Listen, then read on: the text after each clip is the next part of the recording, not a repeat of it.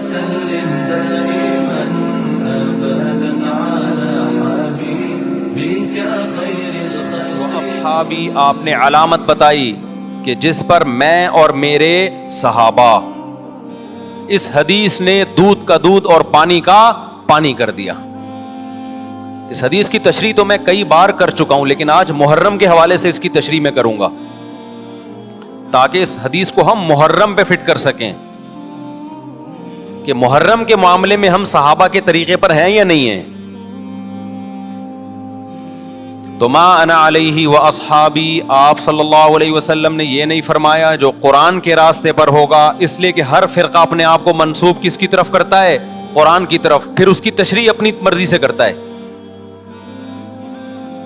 کیونکہ جب اسلام میں فرقہ ہوگا وہ تو نسبت قرآن کی طرف تو کرے گا نا. وہ بھائی اسلام کی طرف نسبت میں پہلی شرط یہ کہ آپ قرآن کو تو مانتے ہو. جو قرآن ہی کی طرف نسبت نہیں کرے گا پھر تو لوگ ویسے ہی اس کو غیر مسلم سمجھیں گے. اس لیے نبی نے قرآن کا نام نہیں لیا. ما انا علیہ، جس پر میرا عمل. اس سے پتا چلا قرآن کی ایسی تشریح کرنا جس پر پیغمبر کا عمل نہیں تھا، یہ تشریح معتبر نہیں ہے. آپ آج کل کے خطیبوں کی تقریریں سنو، جو جاہل خطیب ہوتے ہیں، مجمع گرم رکھنے کے لیے قرآن کی آیتوں کے ایسے مفہوم بیان کرتے ہیں جو نہ ہم نے کبھی سنے، نہ ہمارے حاشیے خیال، علماء کے حاشیے خیال میں بھی نہیں گزرے. پتہ نہیں کہاں سے لا رہے ہوتے ہیں ایسی تفسیر. تو نبی نے فرمایا جس پر میرا عمل. لیکن اتنا کافی نہیں ہے. بعض لوگ قرآن اور نبی کے عمل کی ایسی تشریح کریں گے جس کو صحابہ بولو نہیں مانتے، جس پر صحابہ کا عمل نہیں تھا. تو آپ نے فرمایا وہ تشریح ما انا علیہ و اصحابی، جو میرے اور صحابہ کے راستے پر ہوگا، وہ فرقہ کیا ہے؟ جنتی ہے. سمجھتے ہو کہ نہیں سمجھتے؟ اب دیکھیں بڑی زبردست بات ہمارے سامنے آ گئی کہ جو جنتی فرقہ ہے اس کی علامت کیا ہے؟ صحابہ کے راستے کو نہیں چھوڑے گا اور پیغمبر کے راستے کو نہیں چھوڑے گا. دیکھے گا پیغمبر کی کیا تعلیمات اور صحابہ نے اس پر کیسے عمل کیا. علماء نے کہا کہ جس میں یہ علامتیں پائی جائیں گی اس کا مطلب وہ فرقہ ناجیہ ہے، ناجیہ نجات یافتہ. تو علماء نے اس کو ایک نام بھی دے دیا یہ اس علامت کی بیس پہ.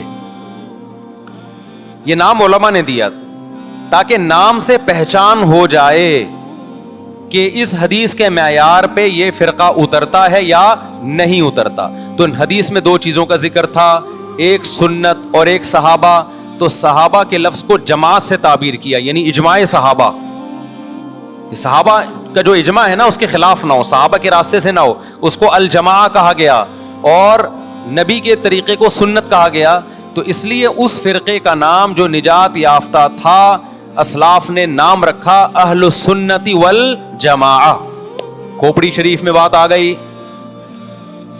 اہل سنت والجماعت جو حدیث کو بھی مانتے ہیں اور صحابہ کو بھی مانتے ہیں. لیکن ظلم یہ ہوا کہ بہت سے لوگ جو نہ سنت کو مانتے نہ صحابہ کو مانتے، انہوں نے اپنا نام اہل سنت والجماعت رکھ لیا. حالانکہ نام میں کچھ نہیں رکھا. اصل کیا ہونا چاہیے؟ کام وہ ہونا چاہیے جو سنت اور جماعت کے مطابق ہو. تو اب یہ نہیں کہ جو فرقہ بھی اہل سنت والجماعت کا لیبل لگا کے آ جائے آپ نے اس کو جنتی ماننا شروع کر دینا. نا نا نا نا نا، آپ نے علامت دیکھنی ہے کہ اس میں اہل سنت والجماعت والی علامتیں پائی جاتی ہیں، وہ عقیدے ہیں جو اہل سنت والجماعت کے ہیں، پھر تو ہم مانیں گے، ادروائز اس کو ہم فرقہ ناجیہ میں نہیں مانیں گے. بات آ رہی ہے سمجھ میں کہ نہیں آ رہی ہے؟ تھوڑی علمی پیچیدہ بحث ہو گئی میرا خیال ہے آج. یہ فرقہ واریت نا ایک بڑا ٹاپک بن چکا ہے. ہر آدمی فرقہ واریت کے نام پہ منجن بیچ رہا ہے کہ میں فرقہ واریت نہیں مانتا، میں یہ مانتا ہوں. ابے تم بس کر دو یار، بس کرو. آپ باتیں کرنے پر گورنمنٹ کی طرف سے کوئی پابندی نہیں ہے، پریکٹیکل لائف میں نہیں چلتا یہ سب کچھ. تو جو اہل سنت والجماعت سچی مچی کے تھے، اب اہل سنت والجماعت میں بھی ہر آدمی اہل سنت والجماعت بنا ہوا ہے. اہل سنت والجماعت کی جو شارٹ فارم اردو میں آئی اس کو سنی کہا گیا. سنت سے نکلا یہ لفظ. اس کو کیا کہا گیا؟ بولو نا کیا ہو گیا؟ سنی. یہ اہل سنت والجماعت کی کیا ہے؟ کیونکہ اتنا ٹائم نہیں تھا پاکستانیوں کے پاس کہ وہ اتنا لمبا نام لیتے اہل سنت والجماعت, تو انہوں نے اس کو کیا کہنا شروع کر دیا؟ وی آر سنی. تو ہم کیا ہیں بھائی؟ فرقہ ہم 73 فرقوں میں ہمارا فرقہ کون سا ہے؟ ہم سنی ہیں, جو اہل سنت والجماعت کی شارٹ فارم ہے. یہاں تک بات کھوپڑی شریف میں آ گئی. اب جو سنی ہے نا, ان کے کچھ مخصوص عقیدے ہیں. وہ عقیدے ہوں گے تو آپ سنی ہوگے, وہ عقیدے نہیں ہے تو آپ سنی نہیں ہے. لیبل لگاتے رہو. جیسے وہ بار بار میں چٹکلا سناتا ہوں نا کہ ایک آدمی نے چاول کی بوری پر, چینی کی بوری پر چاول لکھا ہوا تھا. لوگوں نے پوچھا بھائی اندر چینی ہے باہر چاول, کہتا ہے مکھیوں کو دھوکہ دینے کے لیے, مکھیاں بہت بیٹھتی ہیں. تو لیبل کیا لگا دیا چاول کا, اندر کیا ہے؟ چینی. تو ایسے ہی بہت سے لوگ لیبل یہ لگاتے ہیں کہ اہل سنت والجماعت ہم سنی ہیں. لیبل انہوں نے سنی کا لگا دیا, اس فرقے کا لگا دیا جس کو ہم نجات یافتہ سمجھتے ہیں, لیکن اندر مال جو پڑا ہوا ہے وہ سنی والا مال نہیں ہے. تو یاد رکھو, چاول کے لفظ سے کیا مکھی دھوکہ کھا سکتی ہے اور بوری پہ نہ آئے؟ تو کیا سنی کے لفظ سے فرشتے دھوکہ کھا سکتے ہیں؟ یہ معاذ اللہ, اللہ دھوکہ کھا سکتا ہے جبکہ اندر مال سنی والا نہیں ہو. یہ ہو سکتا ہے کیا؟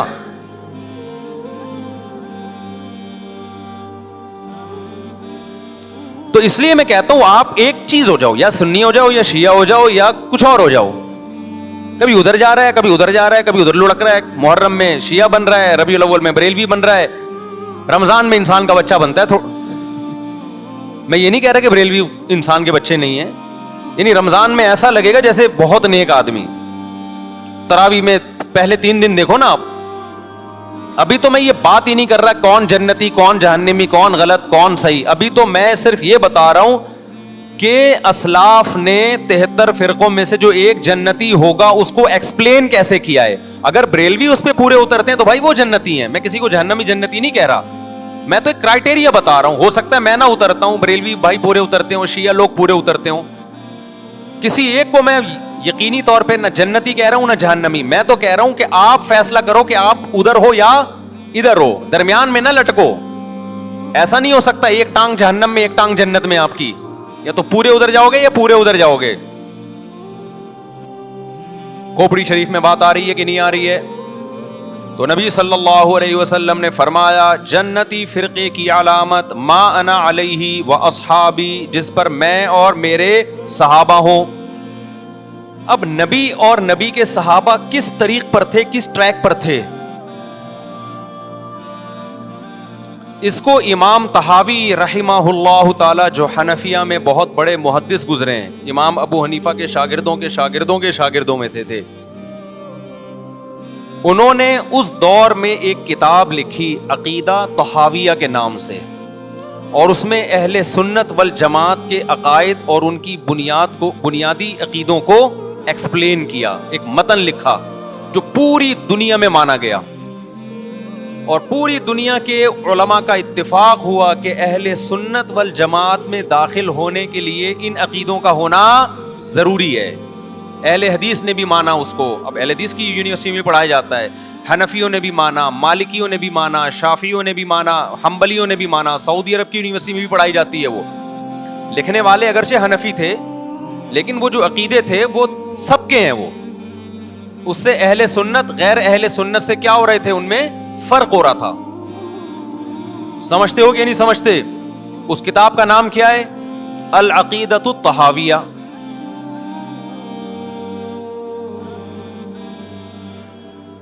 وہ کتاب جو لکھی گئی ہے نا, پوری دنیا نے اس لیے مانی کہ اس میں ہر عقیدے میں قرآن اور سنت اور اجماع صحابہ, ان 3 کو بنیاد بنایا گیا ہے.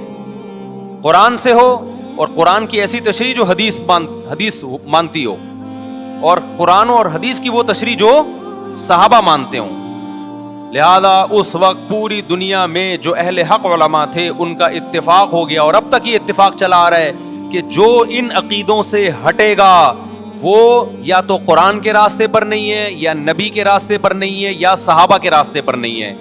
اٹ مینس کہ وہ اہل سنت والجماعت سے خارج ہے. خارج کہہ کے ہم اس کو کافر نہیں کہہ رہے, کافر کہنا نہ کہنا یہ ایک الگ بحث ہے, کچھ کافر ہے کچھ کافر نہیں ہے, لیکن وہ نجات یافتہ فرقوں میں نہیں ہے. بہرحال وہ اس فرقے میں نہیں ہے جس کی نبی صلی اللہ علیہ وسلم نے جنت میں جانے کی گارنٹی لی ہے. سمجھتے ہو کہ نہیں سمجھتے ہو؟ اب ان عقیدوں میں کیا ہے بھائی؟ وہ یہ کہ اہل سنت والجماعت جب بھی کوئی مسئلہ نکالیں گے اس کی بنیاد 4 چیزیں ہوں گی: قرآن، حدیث، اجماع امت.